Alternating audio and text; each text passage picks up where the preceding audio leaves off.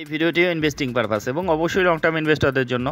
তো এই ভিডিওতে একটিমাত্র স্টক নিয়েই কথা বলা হবে, যেটা মার্কেটে ভীষণ নতুন একটা স্টক। এটা ইলেকট্রনিক্স নিয়ে কাজ করে, ইলেকট্রনিক্সের ইকুইপমেন্ট তৈরি করে।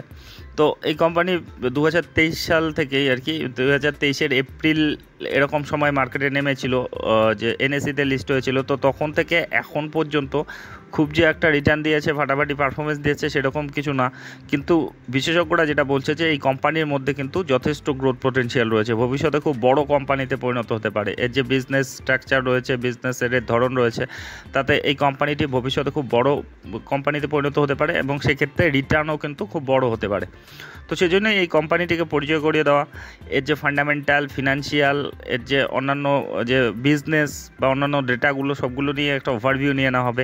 এতে এই কোম্পানিটি সম্বন্ধে একটা ধারণা আসবে এবং সিদ্ধান্ত নিতে সুবিধা হবে যে এই কোম্পানিটিকে লং টার্মের জন্য পোর্টফোলিওতে অ্যাড করা যায় কি না।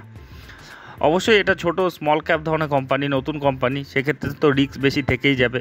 আজকের থেকে যদি 5 বছর 10 বছর পর এটা মিড ক্যাপ কোম্পানিতে পরিণত হয় বা আর বড় কোম্পানিতে পরিণত হয়, তার আগে কিন্তু প্রচুর ভোলাটিলিটি দেখাবে, প্রচুর ওঠানামা থাকবে।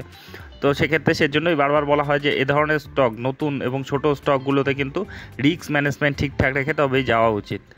তো যাই হোক, চলে আসবো সেই কোম্পানিটির পরিচয়ে, যেটা ইলেকট্রনিক্সের ইকুইপমেন্ট তৈরি করে।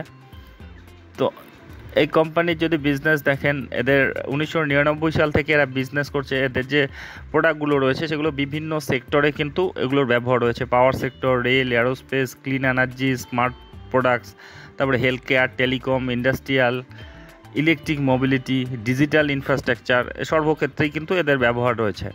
তো এই কোম্পানির যদি আপনি দেখেন এদের কাজগুলো আর কি, ডিজাইন, এনপিআই, ভলিউম প্রোডাকশন, তারপরে পিসিবি অ্যাসেম্বলি, কেবল ওয়্যার হার্নেস, শিট মেটাল, তারপরে অ্যারোস্পেস মেটাল, এগুলো নিয়ে কাজ করে। তারপরে মেশিনিং, ম্যাগনেটিক্স, প্লাস্টিক, তারপরে সিস্টেম ইন্টিগ্রেশন, লজিস্টিক্স, এসব বিভিন্ন ক্ষেত্রে কিন্তু এদের কাজ রয়েছে।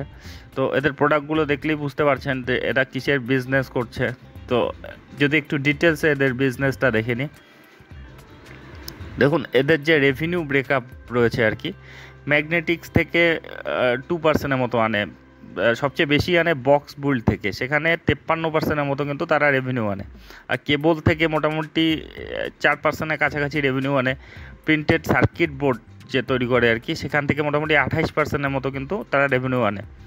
তো এদের যে বেশিরভাগ আর কি যে রেভিনিউ আসে আর কি, সেটা কিন্তু বিদেশ থেকেই আসে, প্রায় 54%-এর মতো ইউএসএ থেকেই আসে, আর বাকিটা ইন্ডিয়া থেকে আসে 46%-এর মতো।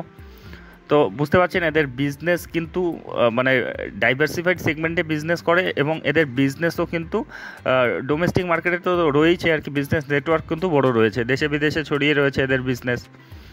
দেখুন যদি কাস্টমারের দেখেন আর কি কোন কোন সেক্টর থেকে কীরকম রেভিনিউ আসে সেটা দেখেন। দেখুন কমিউনিকেশন থেকে 13%-এর মতো আসে, মেডিকেল থেকে 15%-এর মতো আসে, ক্লিন এনার্জি থেকে 18%-এর মতো আসে, সবচেয়ে বেশি যেটা আসে আর কি ইন্ডাস্ট্রিয়াল থেকে, সেখানে 28%-এর মতো তাদের রেভিনিউ আছে। আর যে মোবিলিটি এবং ট্রান্সপোর্টেশন থেকে, সেখান থেকে 26%-এর মতো তাদের রেভিনিউ আসে আর কি। আর তাদের যে ম্যানুফ্যাকচারিং ব্রেকআপ রয়েছে, ইন্ডিয়াতেই 77% হয় আর ইউএসএতে 23%-এর মতো হয় আর কি। তো এদের যে বিজনেসটা কিন্তু ছড়ানো বিজনেস রয়েছে এবং বিভিন্ন সেক্টরে কিন্তু এদের প্রোডাক্টের কিন্তু চাহিদা রয়েছে। দেখুন এদের ক্লায়েন্ট বেসও কিন্তু স্ট্রং রয়েছে। এদের যদি আপনি ক্লায়েন্টগুলো দেখেন, দেখুন জোনার সিস্টেম রয়েছে, কলিন্স অ্যারোস্পেস রয়েছে, তারপরে ইনফোচিপস প্রাইভেট লিমিটেড রয়েছে, তারপরে মালাবার কোম্পানি রয়েছে, মেগি রয়েছে, তারপরে সিস্টেক কর্পোরেশন রয়েছে। এরকম কিন্তু যে ইলেকট্রনিক্সের যে কোম্পানিগুলো রয়েছে আর কি বড় বড়, তারা কিন্তু এদের ক্লায়েন্ট। তো এদের কিন্তু বিজনেস এক্সপানশনের দিকেও এরা মন দিয়েছে আর কি। তারা তাদের অর্ডার বুকেও কিন্তু আপনারা দেখতে পাবেন যে মোটামুটি 2024-এর হিসাবে 1244 কোটির কিন্তু অর্ডার অলরেডি তাদের হাতে রয়েছে, মানে অর্ডার বুক কিন্তু এদের ফাঁকা থাকে না। তো বুঝতে পারছেন এদের বিজনেসটা কিন্তু মানে ছোট কোম্পানি হলেও সেই অনুযায়ী কিন্তু স্ট্রংই রয়েছে। 14টি ম্যানুফ্যাকচারিং ইউনিট রয়েছে আপাতত, সঙ্গে ইন্ডিয়ার বাইরেও রয়েছে, ইন্ডিয়াতেও রয়েছে, টোটাল 14টি কিন্তু তাদের ম্যানুফ্যাকচারিং ইউনিট আপাতত রয়েছে। তো এখন চলে যাব এই কোম্পানি কেমন পারফরমেন্স দিচ্ছে। দেখুন এই কোম্পানি যখন থেকে মার্কেটে নেমেছে তখন থেকে এখন পর্যন্ত 28%-এর মতো কিন্তু একটা সাধারণ রিটার্ন দিয়েছে। এটা 2023-এর এপ্রিলের দিকে মার্কেটে নেমেছে 390 টাকা 400 টাকার আশেপাশে আর কি মার্কেটে নেমেছে, এবং বর্তমানে 510 টাকায় চলছে। আপনি ইদানিংয়ের পারফরমেন্স যদি দেখেন, ইদানিং কিন্তু গতি এসেছে। দেখুন আজকের ডেটেই প্রায় 4%-এর মতো র্যালি দিয়েছে, গত 5 দিনে প্রায় 7-8%-এর মতো র্যালি দিয়েছে।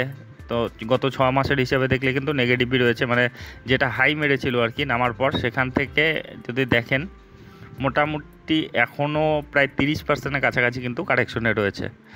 তো 510 টাকায় বর্তমানে চলছে। এখন দেখে নিই এর যে বিজনেসটাতে কেমন গ্রোথ রয়েছে, কি ডেটাগুলো কি রয়েছে।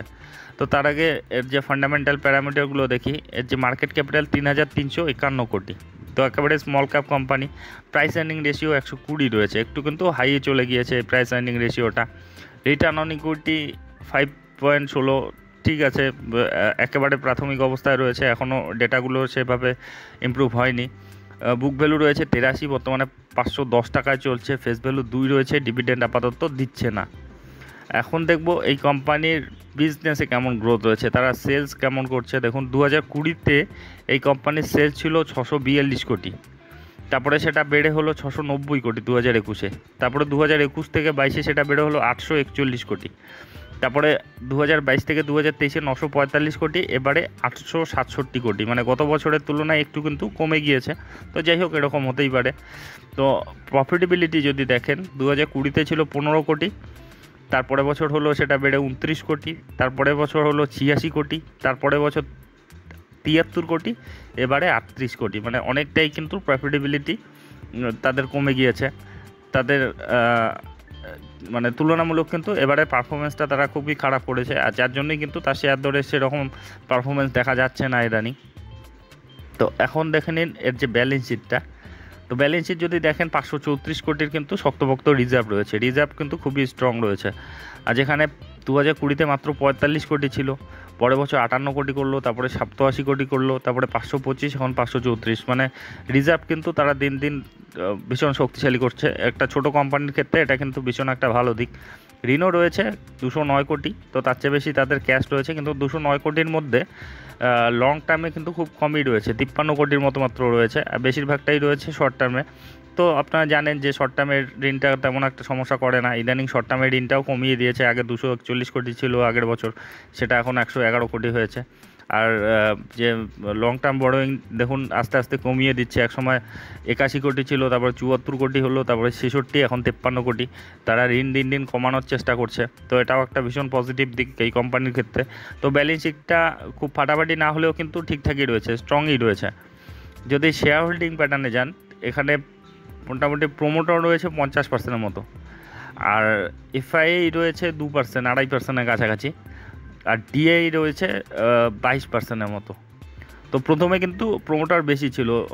আপনি যদি দেখেন 2023-এর মার্চে আর কি, গত বছর 70-এর ওপর ছিল প্রোমোটার, এখন সেটা 50 হয়েছে, 50-51 এরকম হয়েছে। আর যেটা তারা বিক্রি করেছে সেটা যে পাবলিকের হাতে চলে গিয়েছে সেটা কিন্তু না, সেটা কিন্তু ইনস্টিটিউশনাল ইনভেস্টররা কিনে নিয়েছে। দেখুন 22%, ডিআই 22% হয়েছে, আর এফআই হয়েছে 2%, যেখানে ছিলই না আর কি। তো ইনস্টিটিউশনাল ইনভেস্টররা কিন্তু প্রচণ্ড ভরসা দেখাচ্ছে। এটা একটা নতুন ছোট কোম্পানির ক্ষেত্রে কিন্তু ভীষণ একটা পজিটিভ দিক, যে প্রোমোটাররা হোল্ডিং কমিয়েছে, ঠিক আছে, সেটা কমাতেই পারে, কিন্তু সেটা যে পুরোটাই পাবলিকের হাতে চলে গিয়েছে সেটা কিন্তু না, পাবলিকরাও কিন্তু হোল্ডিং কমিয়েছে। দেখুন 29% ছিল, 24% হয়েছে। যেগুলো কমিয়েছে প্রোমোটার কিংবা পাবলিক, সেটা কিন্তু পুরোটাই ইনস্টিটিউশনাল ইনভেস্টররা কিন্তু নিয়ে নিয়েছে। তো এই সাইনগুলোই কিন্তু পজিটিভ সাইন থাকে আর কি, ভরসা করার যায় আর কি, যেহেতু ইনস্টিটিউশনাল ইনভেস্টররাই এই ধরনের কোম্পানিতে ভরসা দেখাচ্ছে। তো যে ডেটাগুলো দেখলেন আর কি, এর ব্যালেন্স শিট ঠিকঠাকই রয়েছে, স্ট্রংই রয়েছে, এদের সেলসে গ্রোথ রয়েছে, প্রফিটেবিলিটিতে একটু ইদানিং একটু স্লো ডাউন হয়েছে, কিন্তু আলটিমেটলি তারা প্রফিটেই রয়েছে। একটা ছোট কোম্পানি এসব ব্যাপার কিন্তু ফ্লাকচুয়েট করেই, প্রাথমিক অবস্থায় কিন্তু অনেক ওঠানামা থাকে একটা কোম্পানির ক্ষেত্রে। তো যাই হোক, সেজন্যই কিন্তু এই কোম্পানিটিকে বিশেষজ্ঞরা মানে সম্ভাবনাময় ধরছে আর কি, এই কোম্পানিটিকে, বিশেষ করে তাদের যে বিজনেস যে স্ট্রাকচারটা রয়েছে আর কি, দেশে, আমাদের দেশে, বিদেশে, সর্বক্ষেত্রেই তাদের কিন্তু তাদের ব্যবসা রয়েছে, এবং তারা তাদের যে প্রোডাক্টগুলো রয়েছে আর কি সেগুলোরও কিন্তু যে ইলেকট্রনিক্স নিয়ে যারা আর কি কাজ করে আর কি, যেসব সেক্টরে ইলেকট্রনিক্সের ব্যবহার রয়েছে তারা কিন্তু ওদের ক্লায়েন্ট রয়েছে, ক্লায়েন্ট বেসও কিন্তু স্ট্রং রয়েছে। তো যাই হোক, এই কোম্পানির এইসব আপডেট নিয়েই ভিডিওটি ছিল। তো এ ধরনের ভিডিও যদি আপনাদের উপকারে লেগে থাকে তবে অবশ্যই চ্যানেলটি সাবস্ক্রাইব করে রাখবেন। আর একটা বিষয়, অবশ্যই এগুলো ইন্ডিভিজুয়ালি কভার করা হচ্ছে, প্রশংসা করা হচ্ছে, তাই বলে এগুলোকে রিকমেন্ডেশন হিসেবে নেবেন না, কারণ শেয়ার বাজারে আমি কোনো বিশেষজ্ঞ নই কিংবা সেবি রেজিস্টার্ড অ্যানালিস্টও নই। আমি যা দেখছি, শিখছি, অনুভব করছি সেগুলোই আপনাদের সঙ্গে শেয়ার করছি। আর আপনারা যখন ইনভেস্টমেন্ট করতে যাবেন আরও ডিপলি অ্যানালাইসিস করবেন, আপনার যে ফিনান্সিয়াল অ্যাডভাইজার রয়েছে তাদের উপদেশ নেবেন। আর অবশ্যই এগুলো ছোটো ধরনের কোম্পানি, প্রচণ্ড রিস্ক থাকবে, তো রিস্ক ম্যানেজমেন্ট অবশ্যই ঠিকঠাক রেখে তবেই কিন্তু ইনভেস্টমেন্টের কথা ভাববেন। আর এই স্টকটি সম্পর্কে আপনাদের ধারণা কি, কমেন্ট বক্সে লিখে জানাবেন। তো যাই হোক, ভিডিওটি শেষ পর্যন্ত দেখার জন্য ধন্যবাদ।